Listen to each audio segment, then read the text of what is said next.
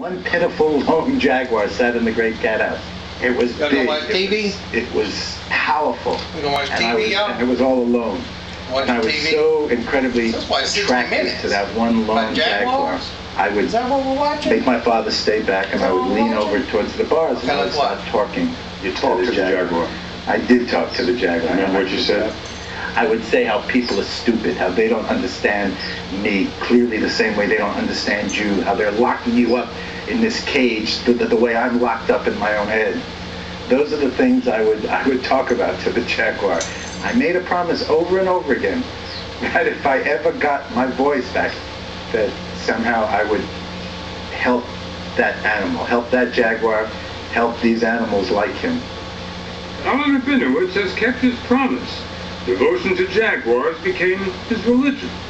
Before he got married, he lived alone in the jungle just to be close to jaguars, doing then what he does now, learning more about them every day, setting up traps like this one, so that he can attach radio collars to their necks.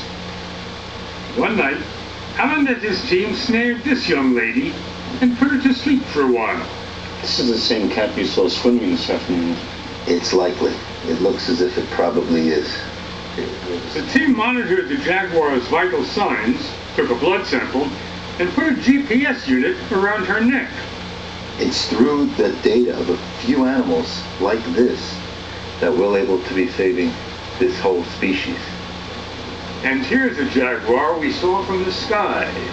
The data Rabinowitz has collected showed him that jaguars instinctively travel great distances, sometimes hundreds of miles.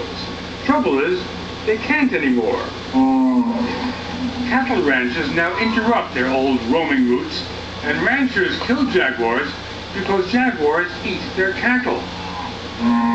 That's where billionaire Tom Kaplan, the co-founder of Panthera, the outfit trying to save jaguars, comes in. He's buying up ranches and telling the ranchers, his employees now, to lay off the jaguars. To make sure they understand that there's been a change of ownership, he's introduced a new branding iron. The paw print of a jaguar. He's also winning them over the old-fashioned way, improving their lives, building schools and clinics. There is no better way to stop poaching than to make the local community say, hey, wait a minute, our children have medicine and education because of the jaguar. When you show that, you've won their hearts and you've won their minds, and then you've won the war.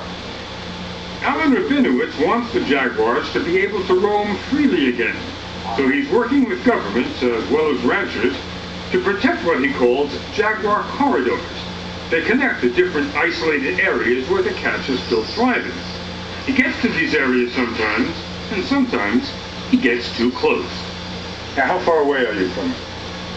I would say about 20 feet. 20 feet? Yeah. And he is standing, sitting, lying? He was standing. Then probably within a few seconds, I realized this is dangerous. And I fell.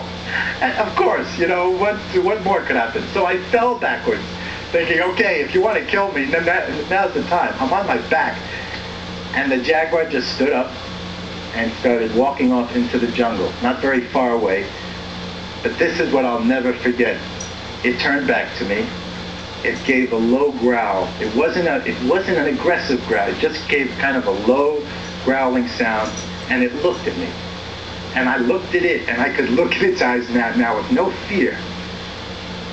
And I said to it, I said out loud, we're okay now. We're going to be okay. Alan Rabinowitz can only hope he'll be okay. He conquered his stutter, but now he's fighting leukemia, and doesn't know how much longer he'll be able to stay in the jungle.